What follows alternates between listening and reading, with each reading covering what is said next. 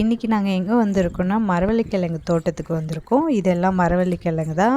இதை பிடுங்கி எடுத்தோம்னா அடியில் வந்து கிழங்கு இருக்கும்.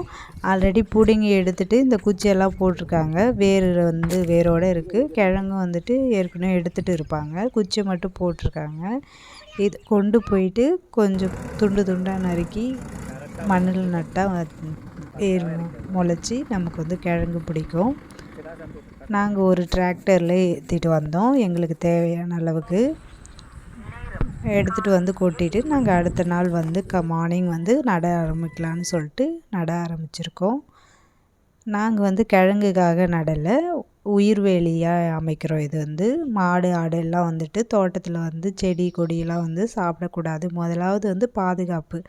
ஏன்னா இங்கே வந்துட்டு கரும்பும் நெல்லும் மட்டும்தான் போடுவாங்க.